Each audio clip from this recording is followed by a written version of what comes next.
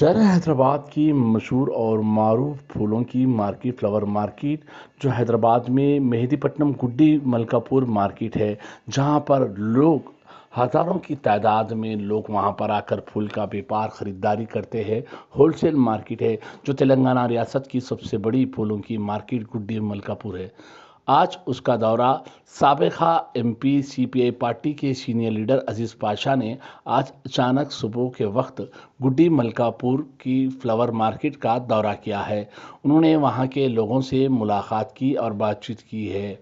बाद अज़ां मीडिया से बातचीत करते हुए उन्होंने अपने गुस्से का इजहार करते हुए इल्ज़ाम लगाया है कि गुलिस्ता दिन जो फ्लावर मार्केट फूल मार्केट थी, अब की फूल मार्केट को काफ़ी फ़र्क आ गया है, क्योंकि दूर दूर से जो लारियों में जो फूल आता है वो लारियों को अंदर लाने में ले जाने में काफ़ी मुसीबत मुश्किलों का सामना करना पड़ रहा है।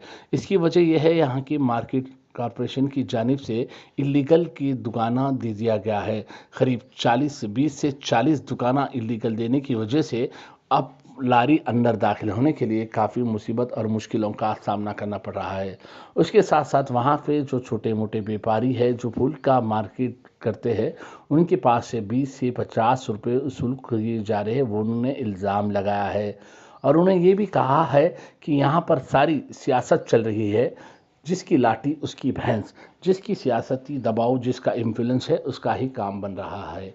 उन्होंने बताया है कि ये एक तेलंगाना रियासत का सबसे बड़ा मशहूर और मारूफ सबसे बड़ा फूल का मार्केट फ्लावर मार्केट है गुड्डी मलकापुर का, मगर इस मार्केट की हालत काफ़ी परेशान हो गई है, क्योंकि यहाँ की मार्केट में जितने भी व्यापारी लोग हैं तकरीबन लोग काफ़ी मुसीबत मुश्किलों का सामना कर रहे हैं।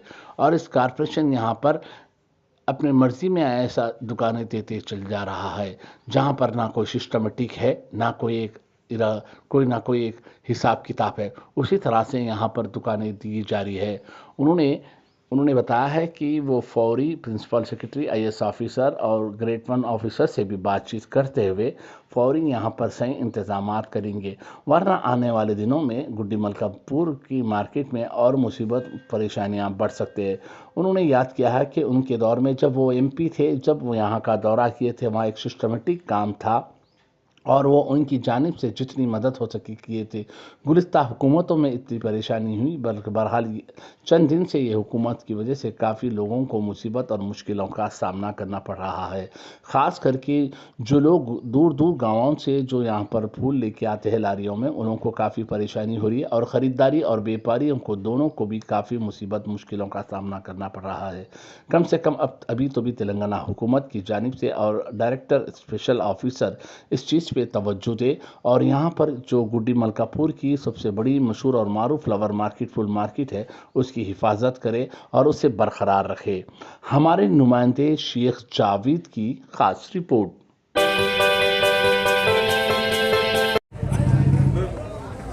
ये फ्लावर मार्केट को मैं एज ए एमपी जब आया था मेंबर ऑफ पार्लियामेंट के से खैर अब जब आया हूँ या एज ए एक्स एमपी, मगर चूंकि इनका अच्छा बुरा बहुत ज़माने से देख रहा हूँ यहाँ पर फ्लावर मार्केट में जो गरीब लोग जो है ना अपने दुकानात वगैरह चला रहे हैं, मुंडेदार जो अपना काम कर रहे हैं, तो अब यहाँ देखे तो उस वक्त पे और इस वक्त में बहुत बड़ा कन्फ्यूजन है।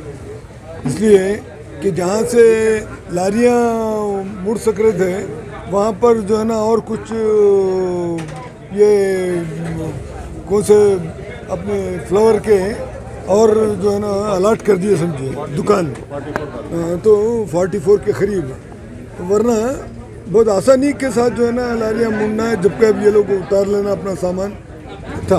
अब देखे तो क्या है यहाँ पर हर ये जो मार्केट है, जैसा गड्डी नाम की फ्रूट मार्केट है, वहाँ के भी बहुत समय तक प्रेसिडेंट था, तो वहाँ पर कभी भी कोई भी मेरी कार या किसी की कार भी एंटर हो सको तो कोई फीस नहीं थी।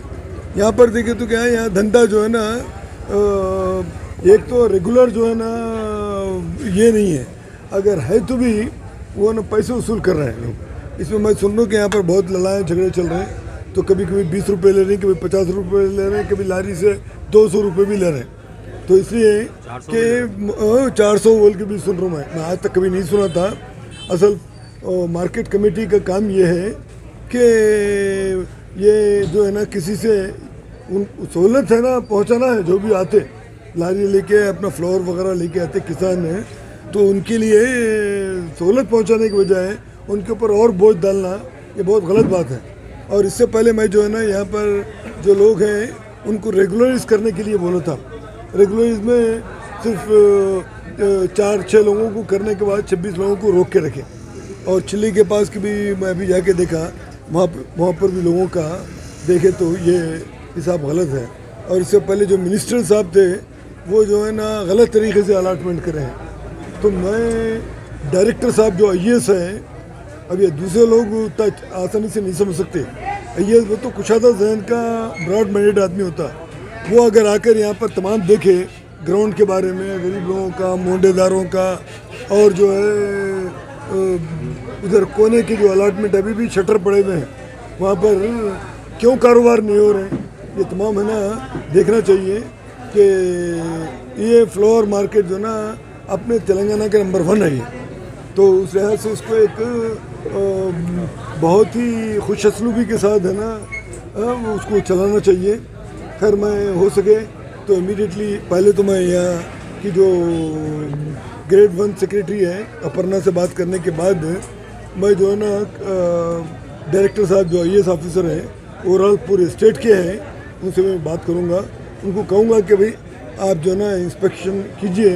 इंस्पेक्शन करने के बाद खुद ब खुद तुमको समझ में आएगा यहाँ क्या गलतियाँ हैं, यहाँ पर क्या रुकावटें हैं, क्या सहूलतें आपको देना है। तो उन चीज़ों को सामने रखते हुए जो है ना इसको सिस्टमेटाइज करना और गरीब का जो अपना हक है उसको हक अदा करना मैं अपने तरफ से कहना चाहता हूँ। जी दुकान इलीगली मैं अभी बोला ना कि किसी जगह पर भी ऐसा नहीं हुआ, यहाँ पर ऐसा क्यों हो रहा। तो इस बात को जो है ना उन्हें देखना चाहिए, कंपेयर करना चाहिए दूसरे मार्केट में। अब निज़ामाबाद की बहुत बड़ी मार्केट है, मैं देखा हूँ निज़ामाबाद में हमारी यूनियन है, तो हर चीज़ सिस्टमेटिक है। यहाँ पर क्यों इतना कन्फ्यूजन क्यों है? तो इसका मतलब है कि ऑफिशियल्स और यहाँ पर जो अरबाब मजाज हैं, इससे पहले जो चेयरमैन थे, उससे पहले जो चेयरमैन थे, वो लोग जो है ना मनमानी करें। तो हर चीज़ का एक तरीका होता है, वो तरीका छोड़ के मनमानी तरीके से उन्होंने किए हैं। तो उसको एक सिस्टमेटिक तरीके से रेगुलराइज करना चाहिए, बल्कि मैं डिमांड कर रहा हूँ। और इस सिलसिले में ये पार्किंग वजह लड़ाई झगड़े चल रहे हैं, बल्कि ये नहीं होना चाहिए, कहीं पर भी नहीं है। तो यहाँ पर कहीं को ये नया सिस्टम राइज करे, पब्लिक को लूटने, ये लूट खसूट सिस्टम ख़त्म होना चाहिए। आजकल जो है ना डेमोक्रेसी में ज़्यादा से ज़्यादा लोगों को सहूलतें दी जाती हैं, अब यहाँ पर देखें तो क्या लोगों के सामने रुकावटें ठहरा कर रहे हैं। तो ये बात बहुत गलत है, अफसोसनाक है। इस बात को जो है ना रोकने के लिए गवर्नमेंट इमीडिएटली क़दम उठाना चाहिए। मैं यही जो है ना इसका मतलब उनके इरादे ठीक नहीं है। जब आप पैसे ले लिए तो इमीडिएटली उनको लाइसेंस देना चाहिए। पैसे देने के बाद उनको देने के बाद जो है उनको भी रेवेन्यू आता बराबर। तो ये नहीं करना, इसकी नीयत में खोट है। तो यही मैं अपने हद तक समझ रहा हूँ। साहब 5 साल पहले पैसे ले, मैं जो सुन रहा हूँ कि KTR साहब डिक्लेयर कर रहे हैं कि बिजनेस को बहुत आसान तरीके से करेंगे, बल्कि और पब्लिक को जो है ना जाके रिप्रेजेंट ये करने की ज़रूरत नहीं है, खुद गवर्नमेंट ऑफिशियल्स आपके पास आके करेंगे, बल्कि ये इनका कहना है। तो आइए तेलंगाना को आए तो आपको हर किस्म की सहूलत दे देंगे ये कारोबार करने के लिए। बल्कि यहाँ देखें तो क्या पूरे रुकावटें हैं, 1-1 साल नहीं 5-5 साल तक जो है ना रुकावटें ठहरा करना, इससे कोई मानी नहीं थी। इसका मतलब ये है कि आपका ऐलान अलग है, अमलावरी बिल्कुल गलत है। KTR साहब KTR साहब जो है ना तीर्मानम लेटर बोले तो एक रेजोल्यूशन लेटर दिया कुछ लोगों को, तो पैसे दे के आज नहीं तो कल उन्होंने चीफ मिनिस्टर होने वाले हैं, तो उनका जो ना कुशादा ज़हनी किसी होना, बिल्कुल इतना नैरो आउटलुक नहीं होना, ये मेरा आदमी है। बल्कि पूरा जो मार्केट कमेटी तुम्हारी है, मार्केट तुम्हारी है, सबको एक नज़र से देखना चाहिए। अगर आप जो है ना फ्यूचर में नेक नामी हासिल करेंगे तो ही लोग तुमको याद करेंगे, नहीं तो नहीं।